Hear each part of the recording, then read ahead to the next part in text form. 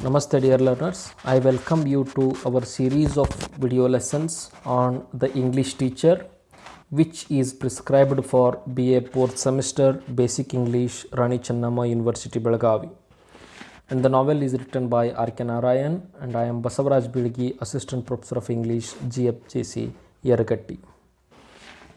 In our previous video, we have discussed session 3 of chapter 3 and today we will discuss session 4 of chapter 3.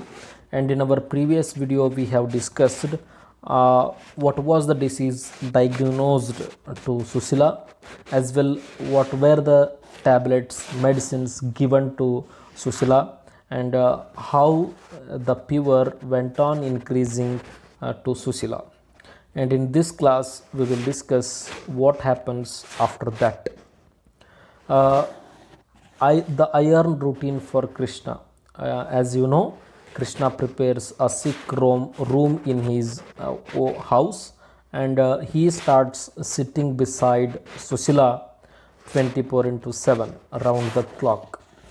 And the next following days were iron routine for Krishna. Krishna had a little sleep all night. ಅವನಿಗೆ ಭಾಳಷ್ಟು ನಿದ್ದೆ ಕಡಿಮೆ ಆಗ್ತದೆ. Krishna would got up at 6 o'clock in the morning and would take the temperature of Susila. ಸುಶೀಲಾಳ ಟೆಂಪ್ರೇಚರನ್ನು ತೆಗೆದುಕೊಳ್ತಾ ಇದ್ದ ಪ್ರತಿದಿನ ಬೆಳಿಗ್ಗೆ 6 ಗಂಟೆಗೆ ಎದ್ದು. It was recorded once in 4 hours. 4 ಗಂಟೆಗೊಮ್ಮೆ ಅವಳ ಜ್ವರದ ರೀಡಿಂಗನ್ನು ಕೃಷ್ಣ ತೆಗೆದುಕೊಳ್ತಿದ್ದ. Starting with 6 AM and ending with 10 at night. ಬೆಳಿಗ್ಗೆ 6 ಗಂಟೆಗೆ ಪ್ರಾರಂಭ ಆದರೆ ರಾತ್ರಿ 10 ಗಂಟೆಗೆ ಸುಶೀಲಾಳ ಟ್ರೀಟ್ಮೆಂಟ್ ಮುಗಿತಾ ಇತ್ತು ಅಂತ ಕೃಷ್ಣ ಹೇಳ್ತಾನೆ. Early in the morning the meter would record 102 at the first count.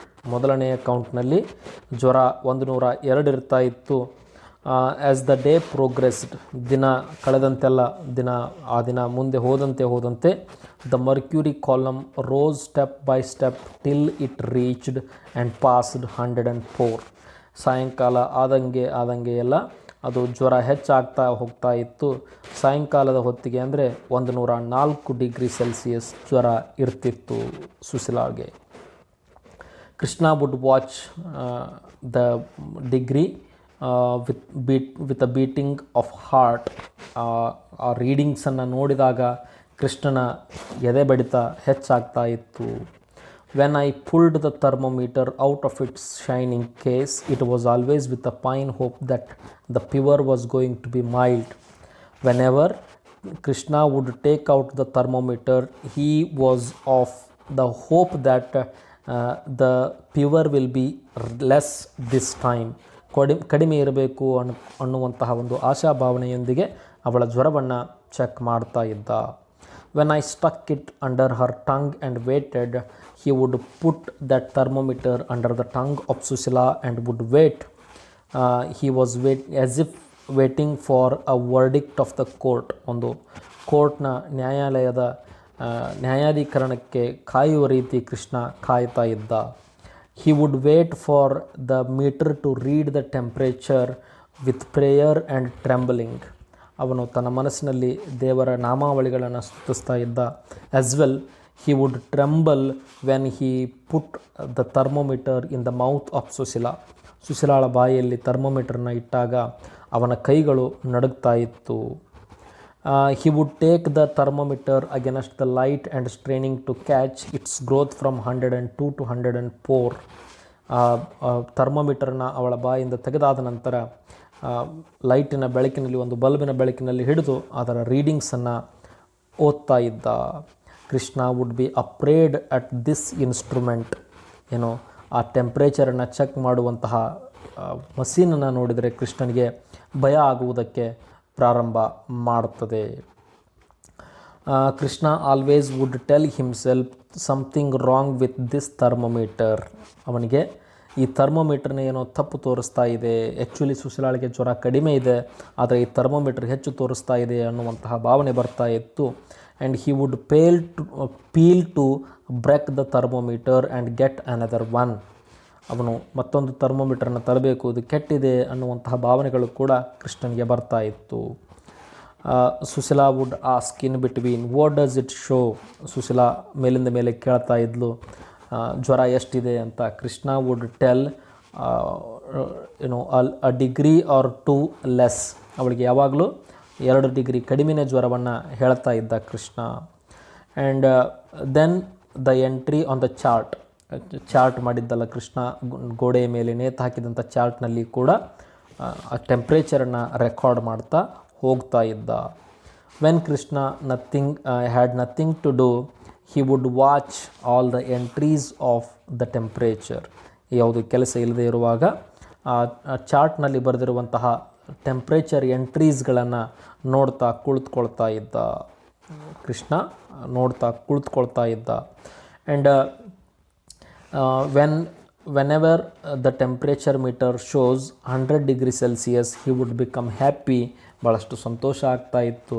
But very next moment it would go up and he would become once again sad because Sushila's temperature was increasing as the time went on. Krishna says the world of sick room. Krishna says the sick room was my world.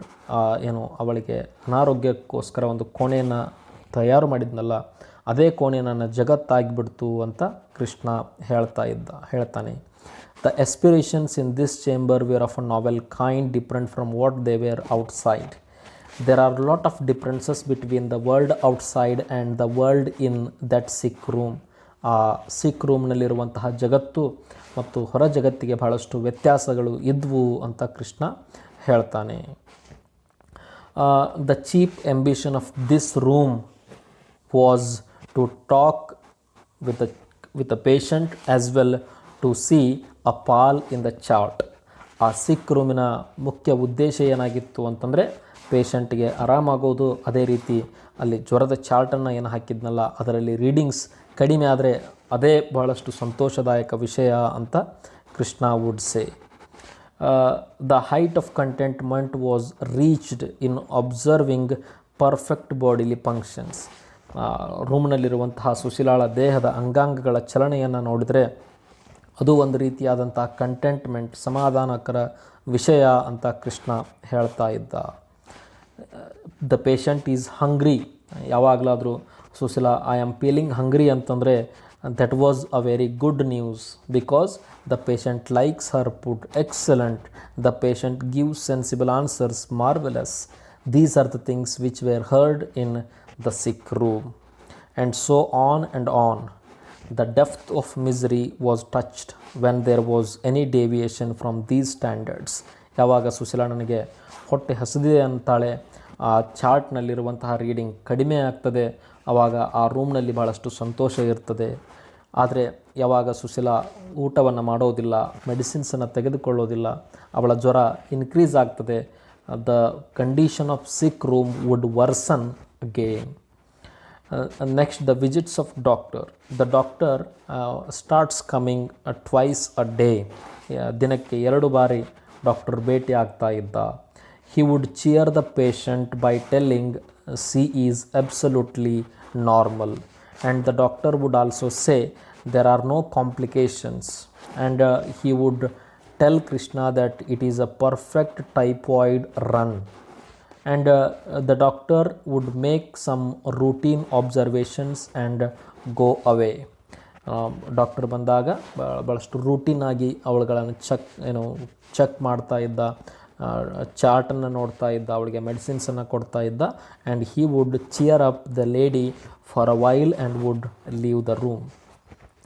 Krishna would sit beside the cot of Sushila in his chair, watching her sleep, every hour or so pouring into her throat medicine or barley water or glucose. ಪ್ರತಿಯೊಂದು ಗಂಟೆಗೂ ಅವಳಿಗೆ ಮೆಡಿಸಿನ್ಸನ್ನು ಕೊಡ್ತಾ ಅಥವಾ barley water ಗಂಜಿಯನ್ನು ಕೊಡ್ತಾ, glucose ನೀರನ್ನು ಕೊಡ್ತಾ ಕೃಷ್ಣ ಅವಳ ಬಾಜುನೇ ಕುಳಿತುಕೊಳ್ತಾ ಇದ್ದ.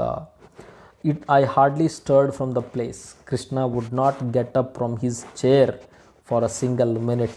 ಒಂದೇ ಒಂದು ನಿಮಿಷ ಕೂಡ ಆ ಚೇರ್ನಿಂದ ಬಿಟ್ಟು ಮೇಲೆ ಏಳ್ತಾ ಇದ್ದಿದ್ದಿಲ್ಲ.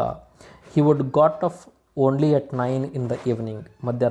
ರಾತ್ರಿ 9 ಗಂಟೆಗೆ Krishna would get up from his chair when his father-in-law or mother-in-law took charge of the patient. ಯಾವಾಗ ಅವನ ಅತ್ತೆ ಅಥವಾ ಮಾವ ಬಂದು ಸುಶೀಲಾಳ ಬಾಜು ಕುಳಿತುಕೊಳ್ತಾರೆ, ಅದಾದ ನಂತರವೇ Krishna would get up from the chair and he would go to take bath and change his dress and would have his dinner.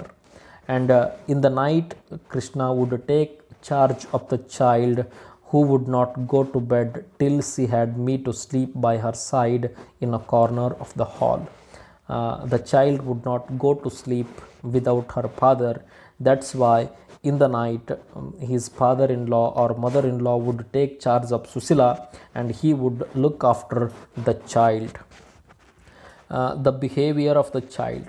The child, Leela, was very good in her behavior because she came to the room and stood twice or thrice in the course of a day outside the threshold and watched her mother. Leela would not go into the room because of the chronic disease called typhoid. She would stand at the threshold and would look at her mother with anxious eyes. The little child had numerous questions about her mother and her condition, and Krishna would try to answer those questions, but the child was not satisfied. ಯಾವಾಗಾದರೂ ಒಮ್ಮೆ the child would come in to the room and felt thrilled. ಯಾವಾಗಲಾದರೂ ಒಮ್ಮೆ ಮಗು ರೂಮ್ನಲ್ಲಿ ಬರ್ತಾ ಇತ್ತು ಮತ್ತು ತನ್ನ ತಾಯಿಯ ಮುಖವನ್ನು ನೋಡಿ ಬಹಳಷ್ಟು ಸಂತೋಷವನ್ನು ಪಡ್ತಾ ಇತ್ತು. She went away and her mother shut her eyes and listen to her footfalls. Whenever Leela would go out of her home, Susila would close her eyes and would listen to the sound of her footsteps. The child played with her grandparents and her friend next door all the while. ಮಗು ಲೀಲಾ ಯಾವಾಗಲೂ ತನ್ನ ಅಜ್ಜ ಅಮ್ಮನೊಂದಿಗೆ ಮತ್ತು ತನ್ನ ನೆರೆಮನೆಯ ಸ್ನೇಹಿತೆಯೊಂದಿಗೆ ಆಟವನ್ನು ಆಡ್ತಾ ಇದ್ಲು. Her grand father took her out shopping and bought her sweets and toys. ಪ್ರತಿದಿನ ಸಾಯಂಕಾಲ ಅವಳ ಅಜ್ಜ ಅವಳನ್ನು ಹೆಗಲ ಮೇಲೆ ಕೂರಿಸಿಕೊಂಡು ಹೊರಗಡೆ ಹೋಗ್ತಾ ಇದ್ದ. ಹೊರಗಡೆ ಹೋಗಿ ಅವಳಿಗೆ ಸಮ್ ಸ್ವೀಟ್ಸನ್ನು, ಅದೇ ರೀತಿ ಟಾಯ್ಸ್ಗಳನ್ನು, ಗೊಂಬೆಗಳನ್ನು ಕೊಡಿಸ್ಕೊಂಡು ಮನೆಗೆ ಕರೆದುಕೊಂಡು ಬರ್ತಾ ಇದ್ದ. ರಾತ್ರಿ ಆಯಿತು ಅಂತಂದರೆ Leela would wait for Krishna to come out of the room to have dinner with him. ರಾತ್ರಿ ಆದರೆ ಕೃಷ್ಣ ಆ ರೂಮಿನಿಂದ ಹೊರಗೆ ಬರುವುದನ್ನೇ ಕಾಯ್ತಾ ಇರ್ತಿದ್ಲು. ಕೃಷ್ಣ ರೂಮ್ನಿಂದ ಹೊರಗೆ ಬಂದು ತನ್ನನ್ನು ತಾನು ಕ್ಲೀನ್ ಮಾಡಿಕೊಂಡ ನಂತರ, ಜಳಕವನ್ನು ಸ್ನಾನ ಮಾಡಿದ ನಂತರ Leela would go and sit on his lap and had her dinner with him. ಮಗು ಅವನ ಜೊತೆನೇ ಊಟವನ್ನು ಮಾಡ್ತಾ ಇತ್ತು. And next we will discuss what kind of atmosphere was there in the sick room. The sick room was under a shaded light. There was no bright light in the room. The zero bulb was put in the room, and there were only low voices were heard from the sick room. ಯಾರು ಜೋರಾಗಿ ಮಾತನಾಡ್ತಾ ಇದ್ದಿಲ್ಲ. Low ವಾಯ್ಸ್ನಲ್ಲಿ, ಕಡಿಮೆ ಧ್ವನಿಯಲ್ಲಿಯೇ ಪ್ರಶ್ನೆಗಳನ್ನು ಕೇಳುವುದು ಅಥವಾ ಉತ್ತರಗಳನ್ನು ಹೇಳುವಂತಹ ಶಬ್ದಗಳು ಆ ರೂಮಿನಿಂದ ಕೇಳಿ ಬರ್ತಾ ಇದ್ವು. There was a less movement in that room. ಬಹಳಷ್ಟು ಕಡಿಮೆ ಮೂಮೆಂಟ್ಸ್ ಇತ್ತು ಆ ರೂಮ್ನಲ್ಲಿ. If there was some movement, Krishna would wake up with a start.